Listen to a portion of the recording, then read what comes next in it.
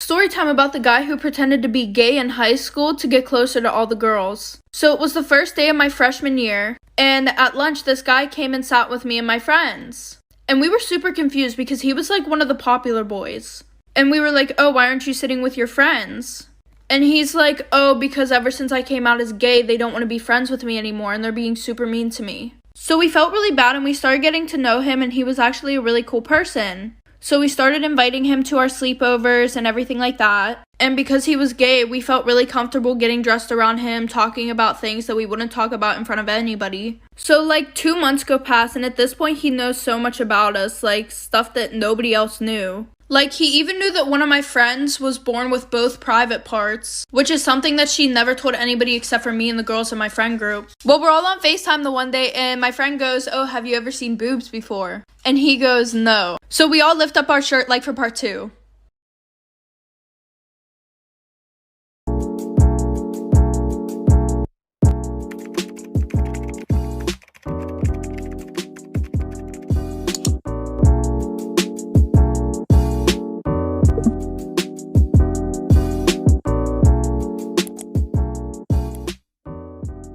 Okay, part 2 about the guy who pretended to be gay in high school to get closer to all the girls. So like I said, we all lift up our shirts, and because we were on FaceTime, we couldn't see if he screenshotted anything. And then the one night we were having a sleepover, and he was really upset that night because apparently the popular boys were making fun of him. Because the only reason why he was gay is because he couldn't get with any girls. So me and my friends thought of a solution, but like we were just trying to be nice. And now looking on it, that is the dumbest shit that we've ever done. And we're all like, oh, well, why don't you just say that you did the nasty with all of us? And he was like, well, I don't think they'll believe it, even if you guys said, yeah, you did do it. So we were like, okay, then let's do it for real. So that night, we did the nasty, all 5 of us. So that morning, we all wake up and he's literally gone. Like, he didn't wake us up to say goodbye, which wasn't normal. So the weekend goes past. Monday, we go to school. And in the morning, my friends and I have time to walk around, and everybody's just staring at us, like for part 3. Part 3 about the guy who pretended to be gay to get closer to all the girls. So, like I said, we got to school, and everybody's just looking at us. And all of a sudden, we get tagged in this Instagram account. And there's a video of all 5 of us doing the nasty in my bedroom. There's pictures of me and my friends getting undressed. And there's a screenshot of the FaceTime where we all showed our boobs. And under the post, he was exposing a bunch of shit about us. And my one best friend was literally crying so hard because everybody now knew that she was born with like both parts. And also after gym class, we would just tell him to come in the locker room, and the teacher didn't care because he was gay. So there were also a bunch of pictures of other girls on there too. I'm not even going to talk about the legal trouble, but my parents made me move schools because they cared about my image and they didn't want me hanging out with any of those friends anymore. He got expelled. The teacher got fired for that bullshit. So that just ruined having a gay best friend for me. Oh, also, my parents saw me have a threesome in my bedroom. When Brandon and I first started dating, I wasn't even supposed to have a boyfriend. Oops. So, as you can imagine, finding time to hang out was difficult, which explains the parking lot after school story.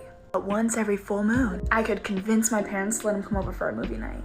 There was no way they didn't know. They had to know. And it was the classic story. Opposite sides of the couch, couldn't stay too late, but right around the 10:30 mark, my parents would start getting around to go to sleep in their room, which left the whole downstairs to Brandon and I.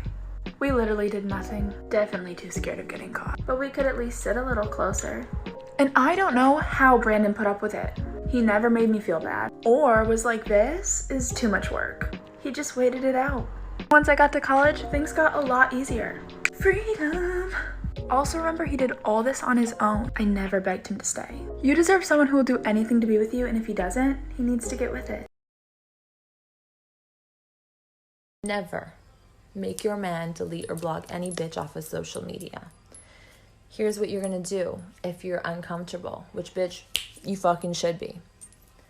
You're gonna have one conversation, eloquently spoken, without you ever saying, I would prefer you to delete or block. Never say that. Don't even bring it up. If he goes, grabs his phone, deletes and blocks, gives you a fucking hug and kiss and says, baby, I love you, and those bitches don't matter, you're winning.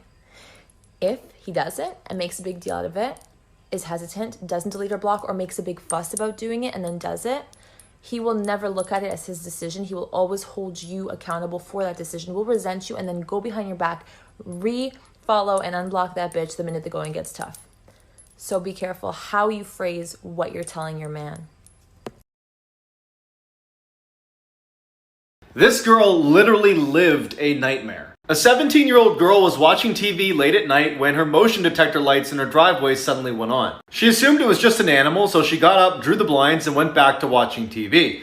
Then a little bit later, it happened again. Before she could even react, she looks over and clearly makes out a silhouette of a person right behind the blinds who starts banging aggressively on the window. The girl stands up and goes, "I'm gonna call the cops!" And the figure stops for just a second, sprints to the side door and starts pounding even louder on that, screaming incoherently. The girl runs to the bathroom, barricades herself inside while she waits for the police, and then her worst nightmares come true. She hears glass shatter in the other room. After a few minutes of silence, she opens her door just a crack to get a peek outside, and standing in her living room next to a broken window is some crazy old woman who looks over at her and starts sprinting toward her. The lady comes smashing into the door and starts wailing on it until the police arrive and take her away. She was a lunatic who had escaped her facility.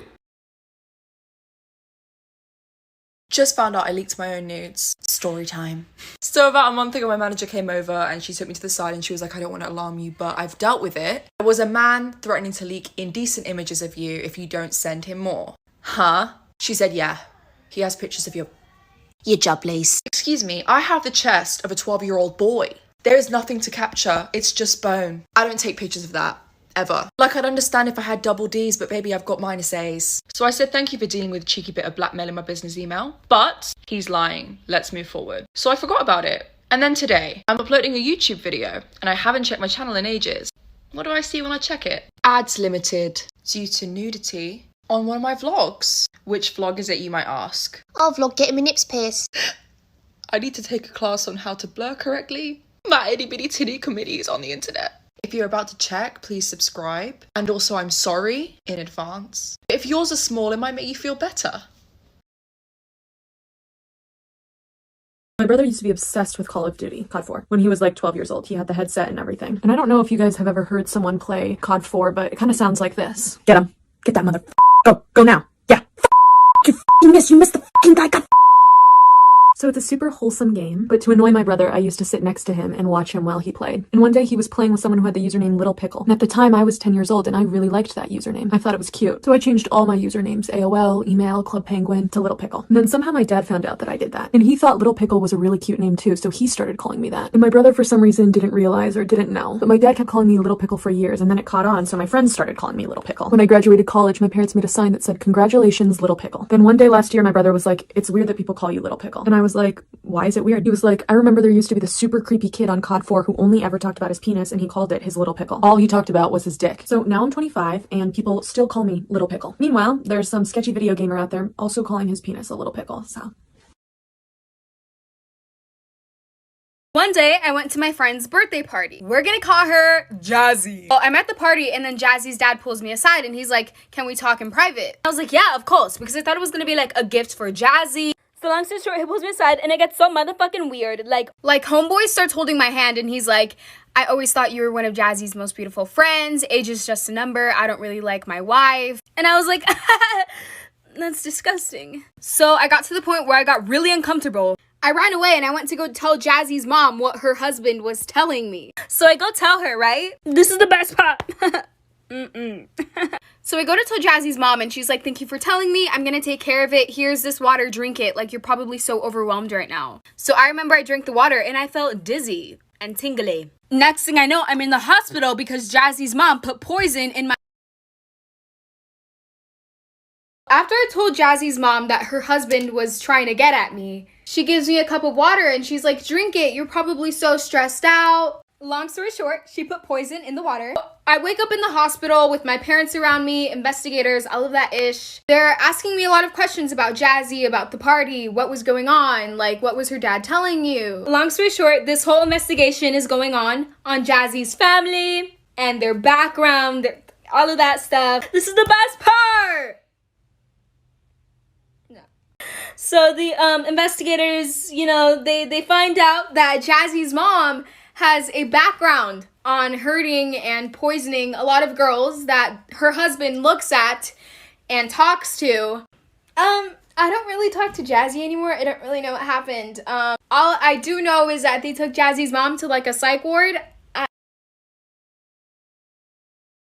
Story time, Tinder edition. Okay, the story blew up on Twitter like a while ago, but I'm just gonna retell it because it's very informational. So there was this guy and this girl, and they met through Tinder, and then they met up and they went on this date. And they were out at dinner, and then she starts not feeling so well. And then she says, I really need to go home. And he says, yeah, I'll drive you home. And she says, okay. So then they get to her house, and then she starts feeling better. So then she says, do you want to come in for some coffee? And then he says, yeah, sure. So they go inside, they have their coffee, and then she doesn't feel well again. And she's like, oh, I'm sorry, I don't feel well again. I think you really need to leave. And he's like, okay. And he leaves. And then she goes to bed, and in the middle of the night, she wakes up, and she hears this noise down in her kitchen. And so she locks her door, and she calls the cop. And the 911 operator is just on the other line saying, can you just stay on the line until the cops get there?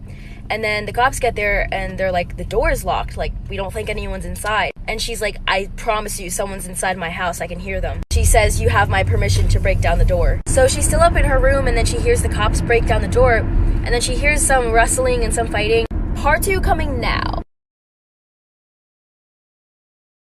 Part 2 of the Tinder story. So then after the cops break down the door, they go upstairs and they knock on her door, and they're like, it's okay, we've got the guy, everything's fine. And they say to her, we don't really want you to stay here tonight. We don't think that you should see what he's done. And when I say he, it's the guy that she went on a date with. And she's like, no, I need to see what he's done. So she goes downstairs and she sees her kitchen wrapped all in plastic, and there's a saw and a hammer and a knife.